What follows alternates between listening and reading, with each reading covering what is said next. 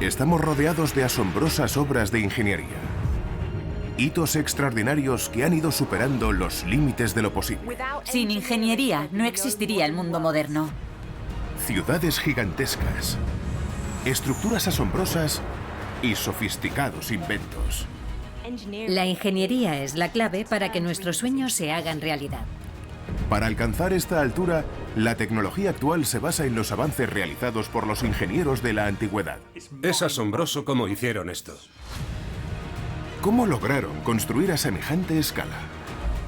Elevaron el listón de un modo que nadie creía posible. Su pericia como ingenieros es realmente impresionante. Desafiando las leyes conocidas de la física y atreviéndose a soñar a lo grande, construyeron las maravillas del mundo.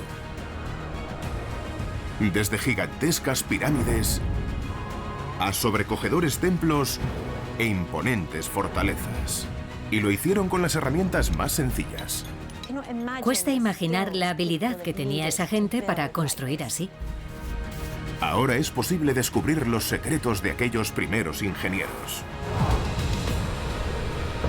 Consiguieron construir edificios que han sobrevivido a los estragos del tiempo. Ellos sentaron las bases de todo lo que construimos hoy.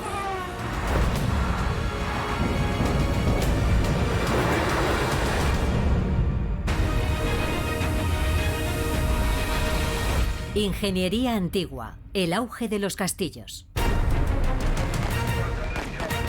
En el mundo moderno, el poder militar es vital. Tienes que pensar en cómo atacarás y en cómo te atacarán a ti. Los países se arman con artillería, misiles, aviones. La lista es interminable. La innovación tecnológica es lo que da ventaja a un bando sobre otro. Cada año se invierten 2 billones de dólares en armamento. Queremos estar seguros. Pero la clave de cualquier estrategia militar son las estructuras defensivas inexpugnables para protegernos de los ataques. Las tropas necesitan un lugar para descansar, entrenar. Bases construidas con muros sólidos, excavadas en montañas, bajo tierra o incluso bajo el hielo.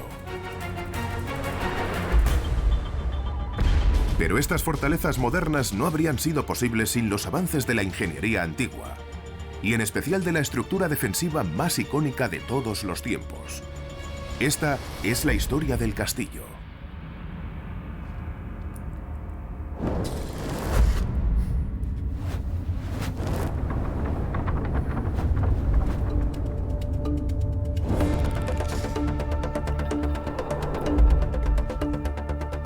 Durante la Edad Media, Europa fue testigo de la asombrosa evolución del castillo. Hay 2 lugares que cuentan con la mayor concentración de castillos del mundo. En ese periodo se construyeron castillos por toda Europa. Pero lo que pasó en Inglaterra y en Gales nos ofrece una panorámica increíble sobre la manera en la que evolucionaron los castillos.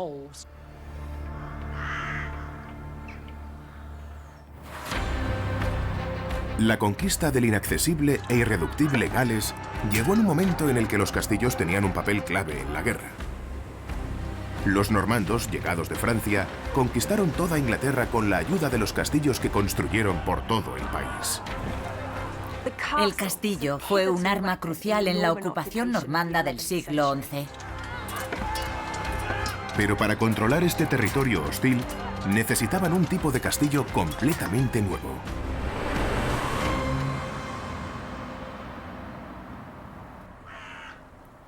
Y el resultado de sus esfuerzos aquí fue espectacular.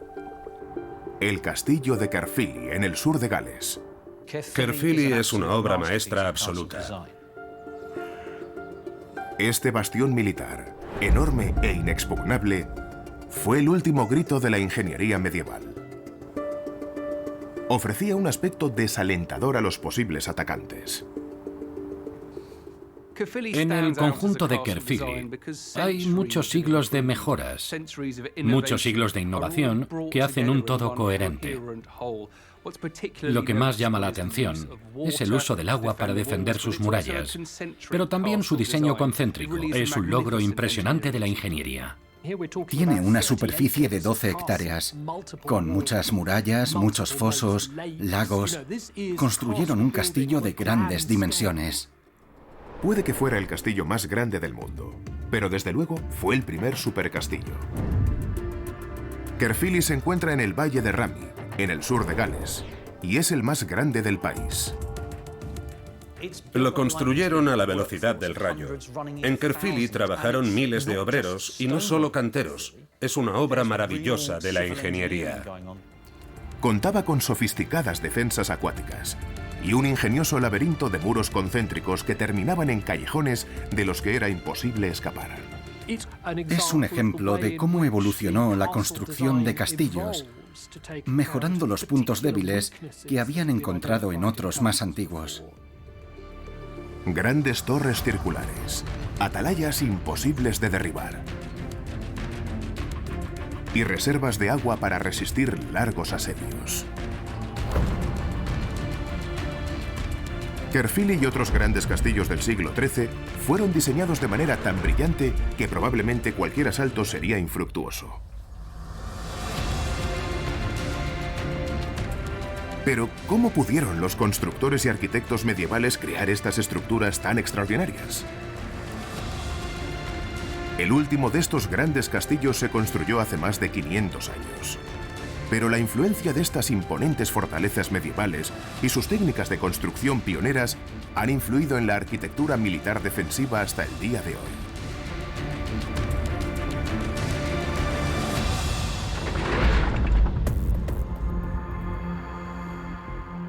Aunque ya no se construyen castillos, aún seguimos necesitando edificaciones resistentes y seguras para proteger a la gente, los objetos valiosos y a las instituciones políticas. Y hoy más que nunca porque la seguridad nacional depende en gran medida de la alta tecnología. Queremos que esos edificios sean seguros y que todo lo que hay en ellos esté protegido. En cierto modo, seguimos usando los mismos estándares de seguridad que en los castillos medievales. Hoy, una de las bases militares más seguras del mundo es el complejo Cheyenne, en Colorado Springs. Se inspira en las ideas y en las técnicas que emplearon los grandes constructores de castillos de la Edad Media. Y como Caerphilly tiene fama de ser inexpugnable.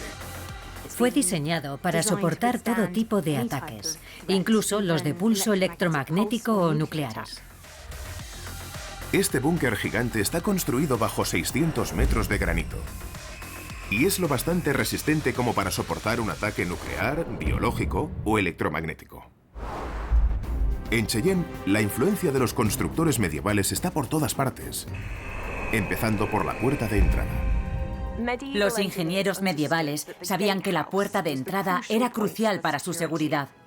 Y eso lo vemos también en Cheyenne, con sus dos grandes puertas blindadas. Son de hormigón y acero. Tienen algo más de 1 metro de grosor y pesan más de 20 toneladas cada una. El complejo de Cheyenne se proyectó buscando la máxima resistencia. Y ese era el principal objetivo de los castillos medievales. Pero, ¿de dónde surgieron las ideas que dieron lugar a estas fortalezas?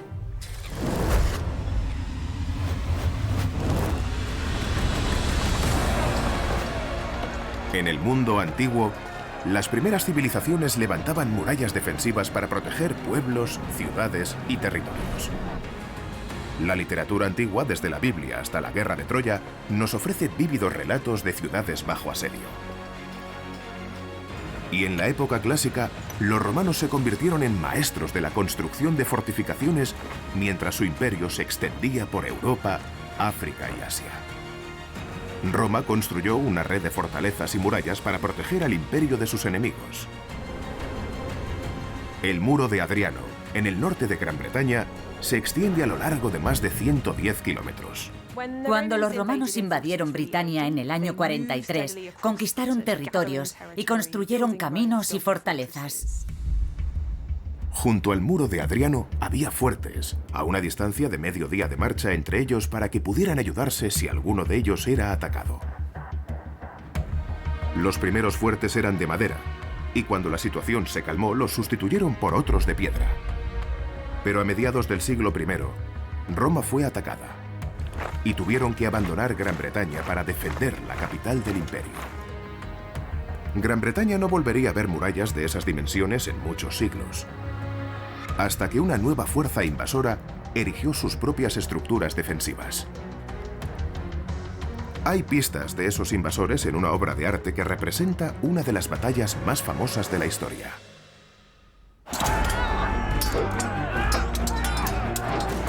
Guillermo el Conquistador invadió Inglaterra en el año 1066 y cambió para siempre el paisaje y el destino del país.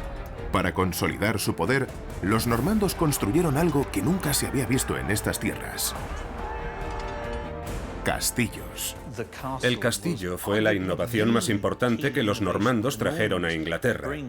En Inglaterra no había casi castillos, y por eso los ingleses, a pesar de ser grandes guerreros, no pudieron resistir mucho tiempo a los invasores. Allá donde llegaba su ejército, Guillermo construía un nuevo castillo, de un tipo conocido como mota y patio. Está a medio camino entre los primeros fuertes y lo que hoy consideramos el castillo típico. Los construían en lugares estratégicos o visualmente importantes, de forma que esos castillos, esos nuevos símbolos de poder, se vieran desde kilómetros a la redonda, para que quedara claro que había un nuevo señor al mando. Se cree que los normandos construyeron hasta 1000 castillos del tipo mota y patio por toda Gran Bretaña, pero ninguno ha sobrevivido intacto. ¿Cómo conocemos entonces los secretos de su construcción? Afortunadamente, los normandos nos dejaron un plano mostrándonos cómo los hacían. Se trata de un documento histórico único. En un museo de la ciudad francesa de Bayeux, en Normandía, se encuentra el famoso tapiz de Bayeux, en el que se describe la conquista normanda de Inglaterra en 1066. El tapiz de Bayeux vale su peso en oro, porque el artista nos muestra cómo se construyeron esos primeros castillos. El tapiz revela que los primeros castillos no se parecían en nada a las inexpugnables construcciones posteriores. En el tapiz de Bayeux queda muy claro que construían los castillos con madera. La mota era un gran montículo de tierra apilada. En su cima se levantaba una torre de madera. Para hacer una mota tenían que mover mucha tierra, quizá 20 o 30.000 toneladas, y participaban cientos de personas. Una de las ventajas de la mota era su altura. Eso hacía que fuera muy difícil atacarla a caballo, o incluso a pie, porque tenían que trepar por esa pendiente. Debajo de la mota se encontraba el patio. El patio era el corazón económico del castillo. Allí estaban los herreros y las casas de los comerciantes, pero el señor vivía en lo alto de la mota, en el castillo. Esos primeros castillos no se han conservado en su forma original por diversas razones. La primera de ellas se debe a un fallo en su concepción que los enemigos aprovechaban con demasiada facilidad. En todo el mundo hay un elemento destructivo que allá donde se desencadena deja su rastro de devastación. Desde los incendios forestales en California y Australia hasta rascacielos que se derrumban reducidos a escombros, el fuego puede convertirse en el peor enemigo de la humanidad. El fuego era un riesgo, tanto si se iniciaba en el interior como si lo provocaban los enemigos desde el exterior. Los castillos de tipo mota y patio originales se construían con empalizadas y torreones de madera. Podían arder fácilmente, simplemente con hacer una hoguera pegada a la valla exterior de madera, lanzando antorchas o flechas incendiarias. Cuando el fuego avanzaba, los defensores del castillo se veían obligados a salir, y los hacían prisioneros o los masacraban. En la era moderna el fuego ha seguido utilizándose como arma.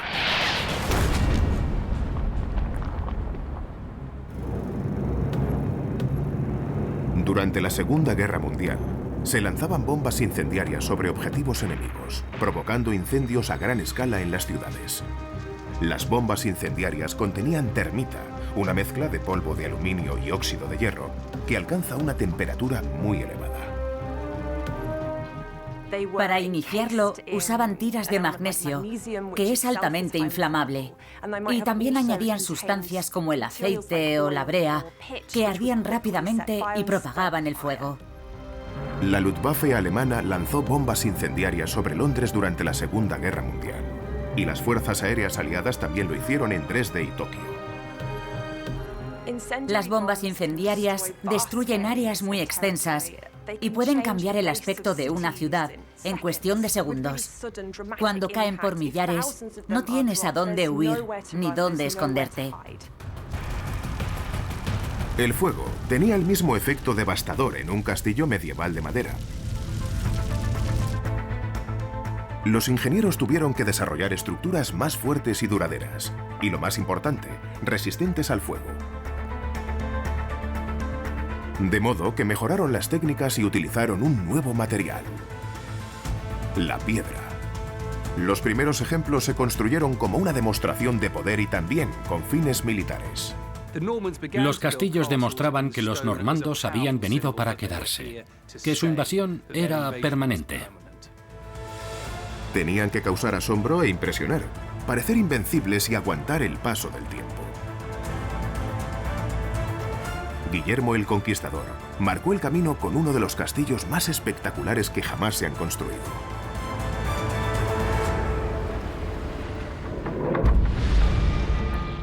La infausta y terrorífica prisión de los Tudor también era el lugar donde se custodiaban las joyas de la corona: la Torre de Londres.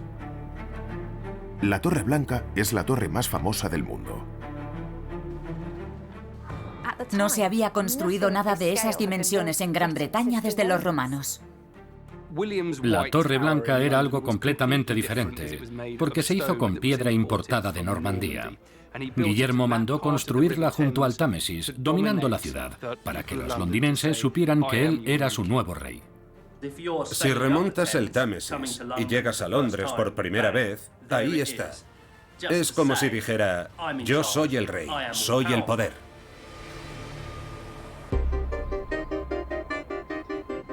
La torre era el lugar más seguro para la familia real y su séquito militar. En la Torre Blanca, la entrada estaba en el primer piso, de forma que no se podía acceder a ella desde el nivel de la calle.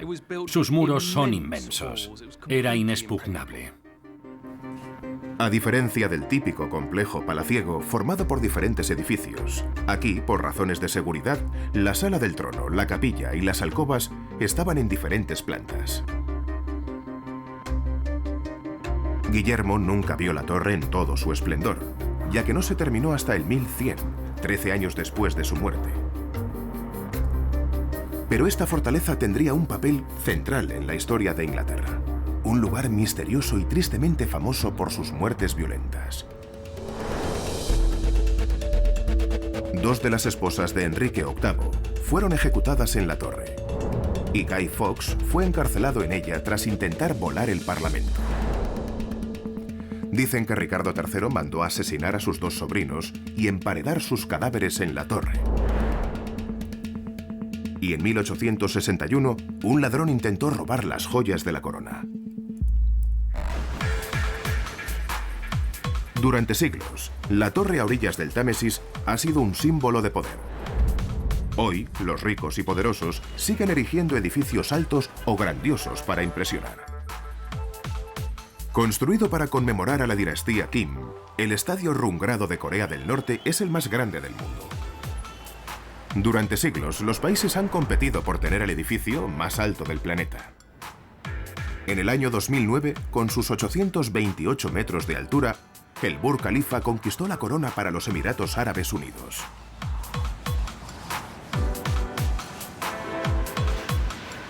Es como si a algunos les sobraran miles de millones de dólares para construir sus propios rascacielos.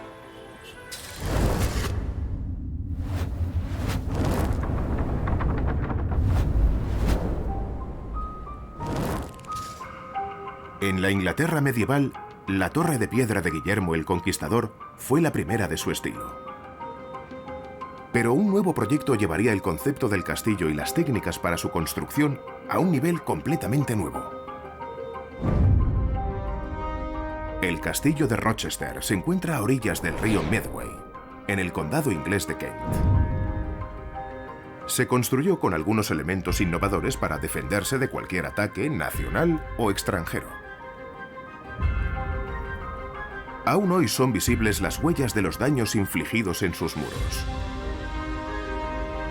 Pero no fueron causados por un enemigo exterior, sino interior.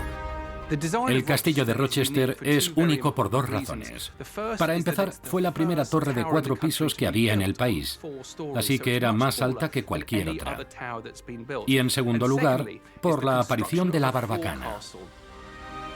La función de la barbacana era proteger la entrada del castillo. En cualquier fortificación, la entrada es el punto más débil. En Rochester, un gran edificio de piedra anexo a la torre acogía un enorme vestíbulo y, lo más importante, protegía la entrada principal de los ataques. Para asaltar la torre había que acercarse a pie hasta la entrada, y la fuerza atacante quedaba expuesta. Se hizo así para que un pequeño grupo de soldados pudiera defenderse de una fuerza atacante mucho mayor.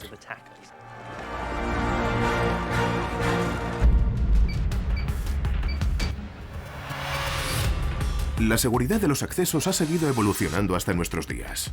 Existen innumerables formas de impedir la entrada, pero la cámara acorazada más famosa del mundo está en Fort Knox.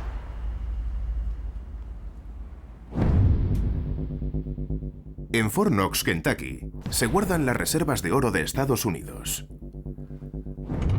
Aquí se encuentran las reservas de metales preciosos del país, incluidas 3.628 toneladas de oro.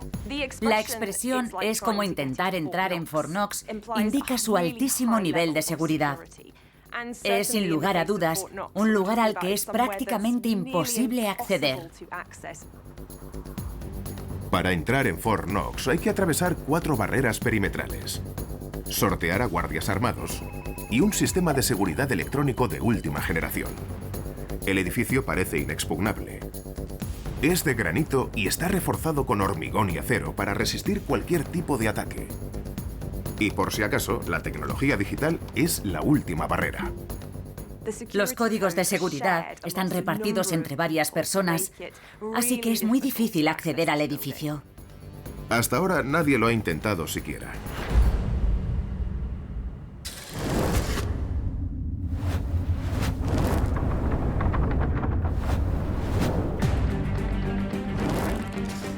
Durante más de un siglo, también se pensaba que el castillo de Rochester era inexpugnable.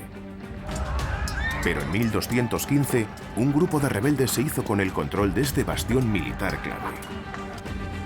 Se convirtió en una gran amenaza para el rey de Inglaterra, Juan I, que inmediatamente ordenó asediarlo.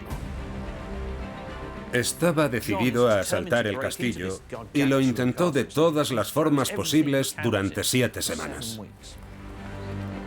Pero ¿con qué tipo de armas contaba el rey? Cuando quieres entrar en un edificio, lo más fácil es derribar la puerta principal. Los arietes gigantes existían desde la antigüedad.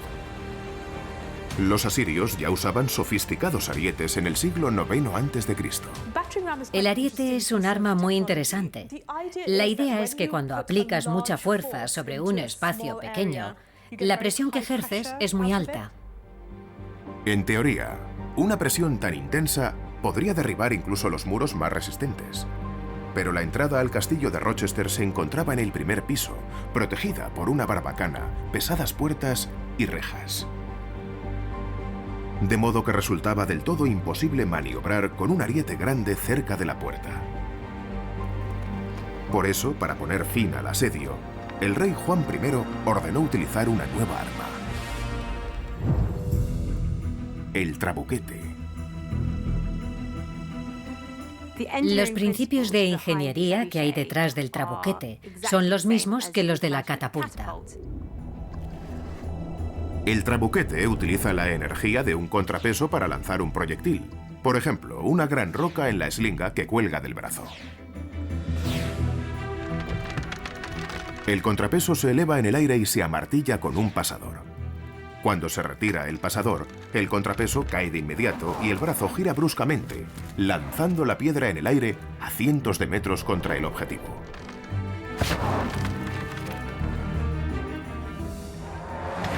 Esta arma medieval de alta tecnología fue diseñada para infligir el mayor daño posible. Y el rey Juan envió 5 trabuquetes para asaltar el castillo de Rochester. Dentro de los muros del castillo, se sentirían bastante seguros hasta que los asaltantes decidieron utilizar la artillería pesada. Lanzaban grandes bolas de piedra tallada contra los muros para intentar abrir una brecha.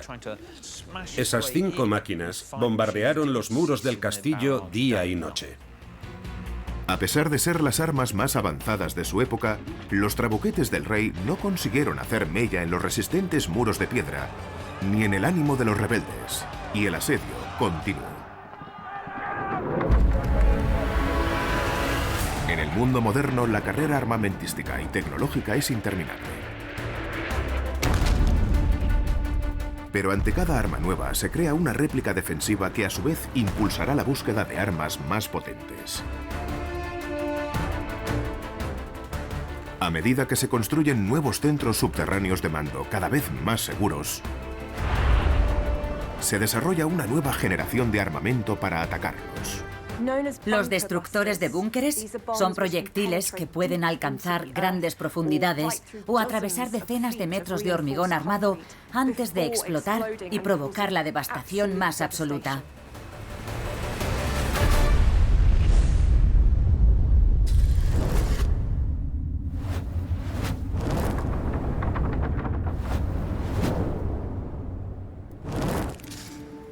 En el siglo XIII, durante el asedio de Rochester, la única posibilidad del rey Juan I fue excavar túneles bajo el castillo. Su táctica reveló un punto débil en la estructura de la construcción. Al final, la única forma que tuvo el rey de entrar en ese castillo fue haciendo un túnel justo debajo de una de las torres. Una vez que terminaron el túnel, prendieron fuego a las vigas que habían usado y el muro se desplomó. Consiguieron que gran parte de la torre se derrumbara. Gracias al fuego, pudieron destruir los cimientos que sostenían la estructura de la torre. Y al derribar esos cimientos, crearon un punto débil, ya que la estructura no tenía dónde sujetarse. Aunque la esquina sureste del castillo se había desplomado, los rebeldes siguieron luchando. Al final fue el hambre lo que los derrotó. El hambre hizo que se rindieran ante el rey. La caída de Rochester demostró que los nuevos castillos de piedra no eran invulnerables. Los ingenieros medievales tenían mucho trabajo por delante si querían estar a salvo de los zapadores de túneles. Y la construcción de túneles siguió siendo una táctica militar hasta el siglo XX.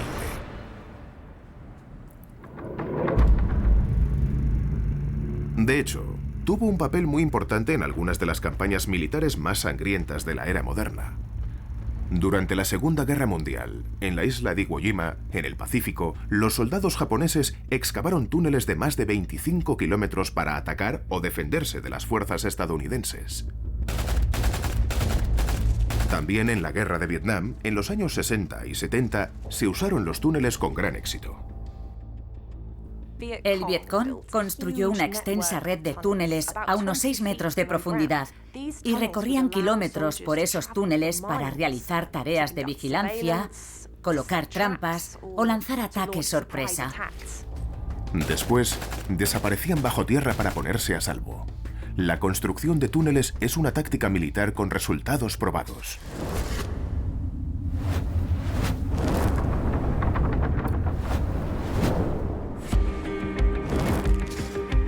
Los ingenieros medievales aprendieron una valiosa lección del túnel excavado bajo el castillo de Rochester.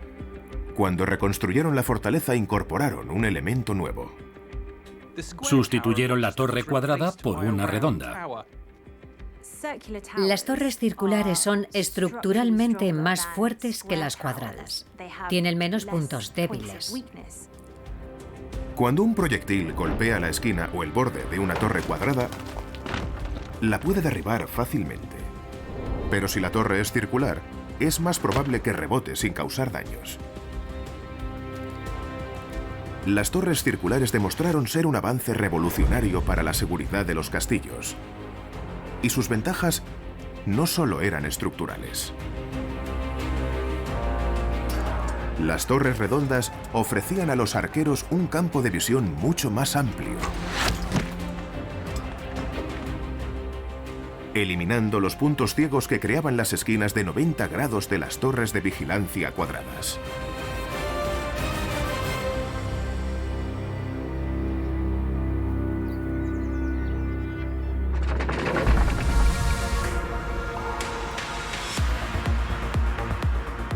Ahora los arquitectos están proyectando algunos de los edificios más sofisticados y asombrosos del mundo, liberándose de las formas rectangulares que tradicionalmente han dominado el paisaje urbano. Los rascacielos Absolute Wall en Canadá son dos torres curvas increíbles. La más alta se conoce como Marilyn Monroe por su forma de reloj de arena. El Guggenheim de Bilbao es una de las grandes construcciones de finales del siglo XX. Es un edificio que parece imposible. Los arquitectos quieren explorar la posibilidad de construir edificios circulares. También están desafiando la idea de caja cuadrada y diseñan cosas que parecen imposibles de hacer.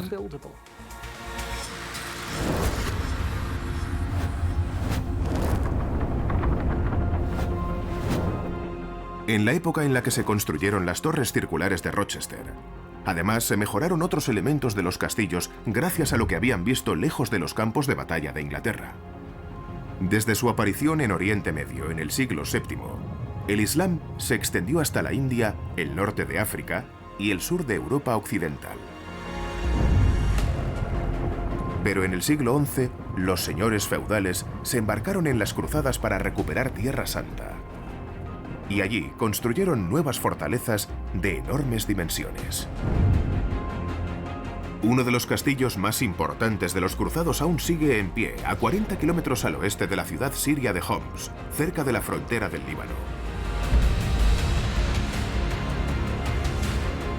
El Crac de los Caballeros. El Crac de los Caballeros es único porque es uno de los primeros ejemplos de castillo concéntrico. Está dentro de sus propias murallas exteriores. Los castillos concéntricos tienen un muro cortina exterior con torres redondas y una muralla interior más alta, con torres adicionales.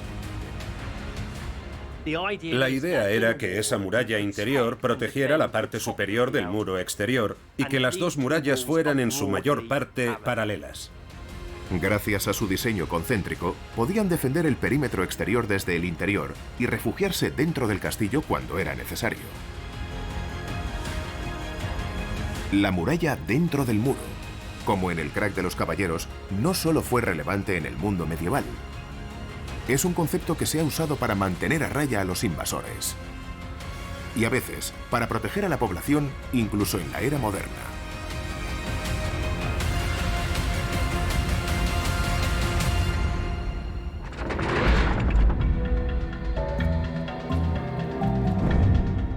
En la segunda mitad del siglo XX, durante la Guerra Fría, Europa estaba dividida en dos bloques, con la OTAN en el oeste y los países del Pacto de Varsovia en el este. La ciudad de Berlín se repartió entre ambos bloques. Pero en agosto de 1961, en solo 2 semanas, las fuerzas de Alemania Oriental levantaron un muro de bloques de hormigón y alambre de púas que dividía la ciudad en dos partes. El muro de Berlín. Durante los meses y años siguientes, el muro siguió creciendo. En realidad, se trataba de 2 muros con una zona en medio, repleta de torres de vigilancia, trincheras antivehículos, perros guardianes. Era la llamada Franja de la Muerte, parecida a la que había entre los muros concéntricos de un castillo medieval.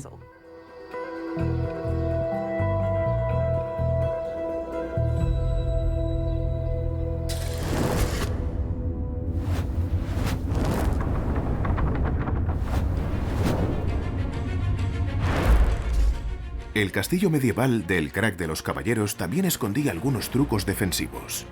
Con una fortaleza inexpugnable sobre un afloramiento rocoso, tienes la mitad de las batallas ganadas. Situado a una altura de más de 609 metros y rodeado de abruptas pendientes, el castillo contaba con una clara ventaja defensiva. Atacara por donde atacara, el enemigo siempre estaba expuesto. El Crac de los Caballeros tenía lo que se conoce como entrada en recodo, y quien quisiera acceder al castillo debía pasar por un cuello de botella, que lo hacía muy vulnerable. Aunque sobrevivió a muchos asaltos y asedios, el castillo finalmente cayó en 1271, y los últimos caballeros cruzados murieron o se rindieron. Sin embargo, una buena ubicación siempre es crucial para tener mayor seguridad, y bien aprovechada, disuadirá a la mayoría de los posibles atacantes. Hay muchos ejemplos posteriores, entre los que se encuentra el castillo de Predjama en Eslovenia, construido en la boca de una cueva. El monte Saint-Michel, en el norte de Francia. Y el castillo de Trotsky, en Bohemia, sobre la cima de una colina volcánica rodeada de bosques.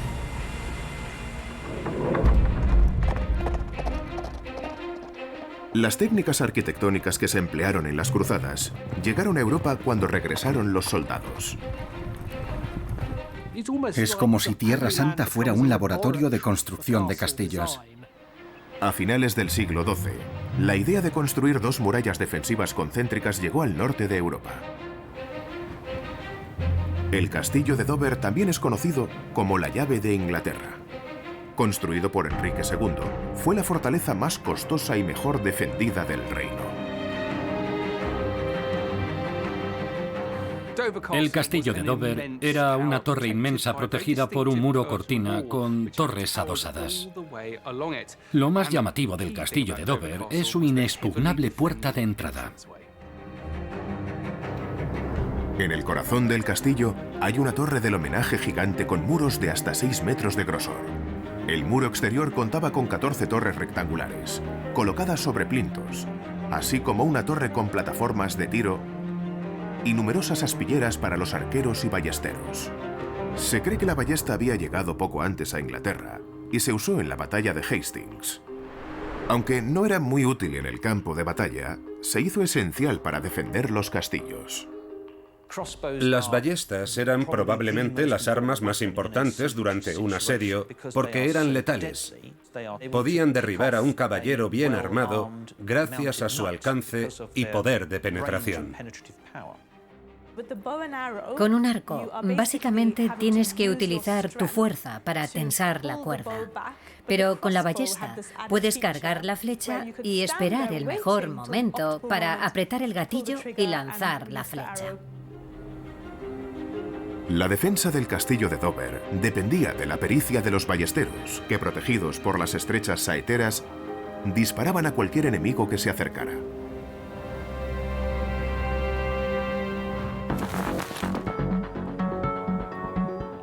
Las armas de los francotiradores modernos están igualmente diseñadas para obtener una precisión increíble a grandes distancias y reducir la capacidad de combate del enemigo.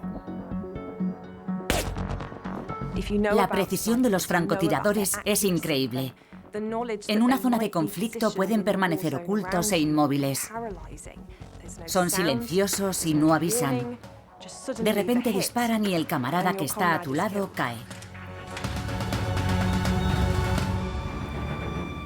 La muerte inmediata era algo con lo que estaban familiarizados los atacantes de un castillo, y las técnicas de construcción siguieron evolucionando. En las últimas décadas del siglo XIII, cuando los reyes ingleses decidieron conquistar Gales, se abrió un nuevo frente de batalla.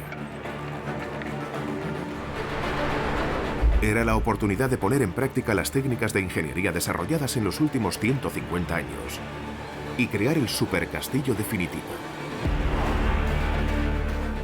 Los grandes castillos galeses del siglo XIII son el summum de la construcción de grandes castillos.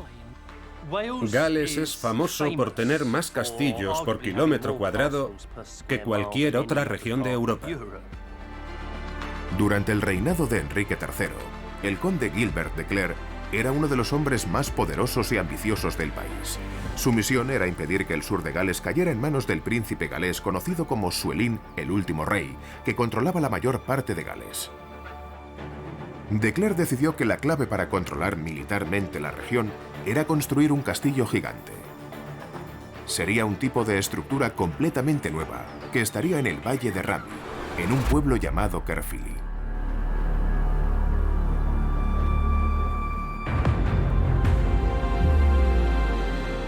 Se empezó a construir en 1268. Pero ¿qué tenía de especial el castillo de Gilbert? Desde un primer momento, Caerphilly cambió las reglas de la ingeniería medieval. Está formado por una serie de muros, entradas y torres, y cada entrada tiene un puente levadizo. Así que cada una de ellas puede defenderse de forma independiente. Fue un gran progreso en términos de capacidad defensiva. Tenía capacidad para resistir varios ataques simultáneos y asegurarse de que los atacantes nunca pudieran tomar el castillo por completo. ¿Pero a qué desafíos se enfrentaban sus posibles asaltantes? El castillo se encuentra en una isla en medio de un foso y ese foso está rodeado de rampas en el norte y en el sur, pero en el este hay un dique fortificado con puertas de entrada. A diferencia de otros castillos, no era fácil drenar el foso de Caerphilly, así que era imposible excavar un túnel bajo sus murallas. Se podría pensar que los fosos son algo del pasado, pero es un sistema defensivo que se sigue usando hoy.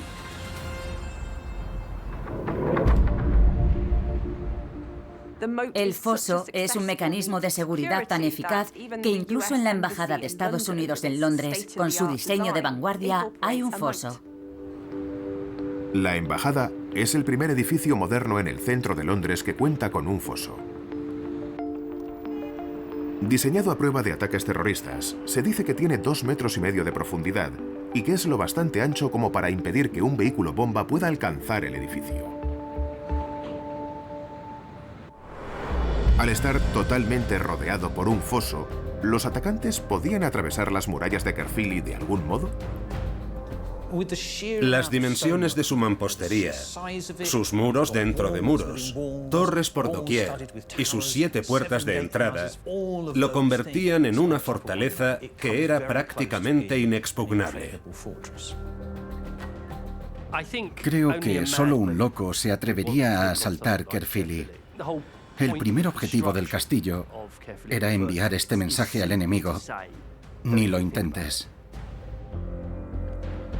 Pero un siglo después de que se terminara de construir Caerphilly, llegó una nueva arma a los campos de batalla. Su increíble poder de destrucción supondría el principio del fin de los grandes castillos.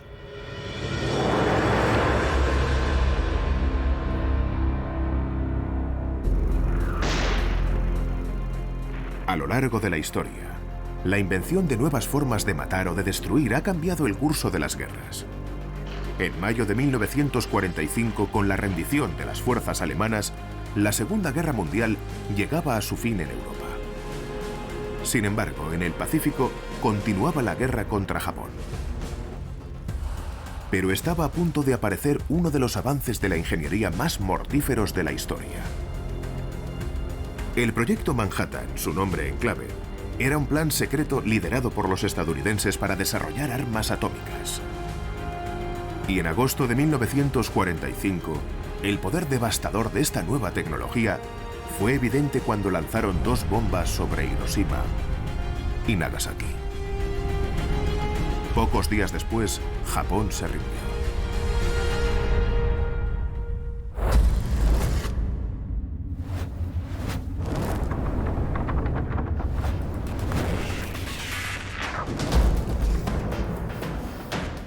El avance de la ingeniería que puso fin a la era de los grandes castillos también fue algo explosivo.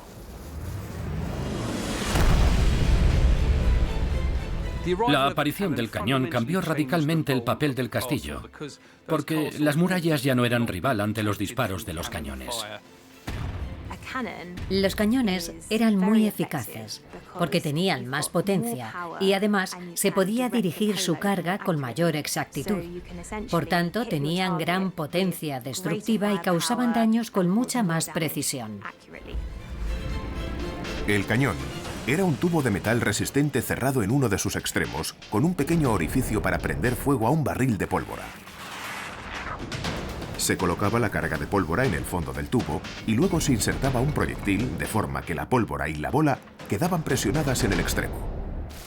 Después se encendía la mecha que sobresalía por el pequeño agujero y la pólvora estallaba. La explosión resultante lanzaba a gran velocidad el proyectil, que chocaba contra el objetivo. El impacto del proyectil podía causar grandes destrozos. Para poder defenderse de los cañones, las murallas ya no eran tan altas, sino más gruesas y redondeadas.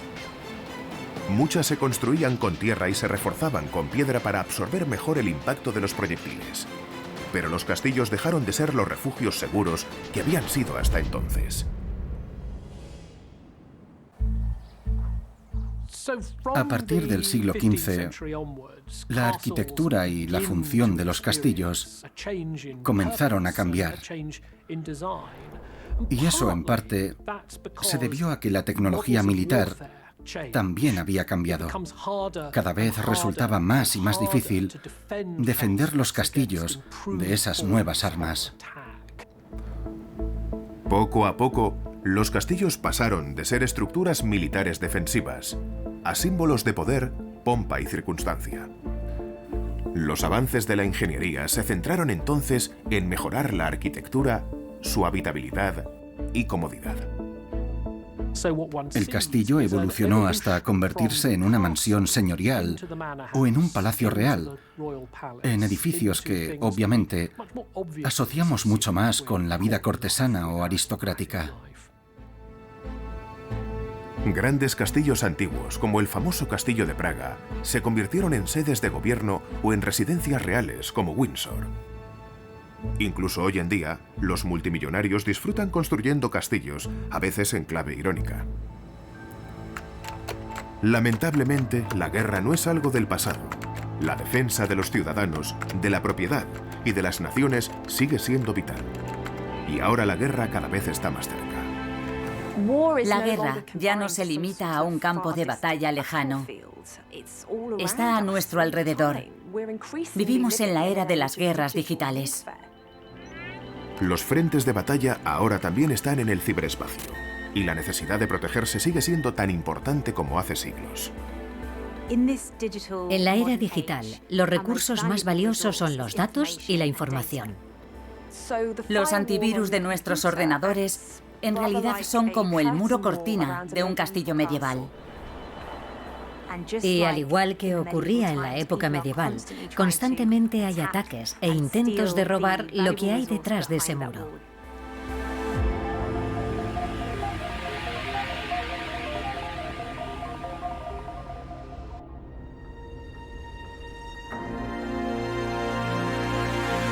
En su tiempo, los castillos fueron los centros militares más poderosos del mundo occidental, auténticas proezas de la ingeniería medieval. Dominaron el paisaje europeo durante la Edad Media. Pero aparecieron nuevas armas para asaltarlos o derribar sus murallas. A su vez, los ingenieros desarrollaron nuevos sistemas defensivos para frustrar cualquier tipo de ataque. Los castillos se convirtieron en símbolos de poder y en lugares de rebelión. Pero esos grandes castillos no pudieron sobrevivir a la potencia destructora de los cañones. Gracias a la ingeniería que hubo detrás de su construcción, aún podemos disfrutar de muchos castillos medievales. Hoy son un negocio importante, y los visitantes pueden admirar las hazañas de la ingeniería de un mundo ya desaparecido. Yo creo que los castillos tienen algo que nos fascina. Desde la infancia soñamos con vivir en un castillo, con defenderlo o asediarlo. Y para mí, no hay una forma más rápida de regresar a la Edad Media que visitando un castillo.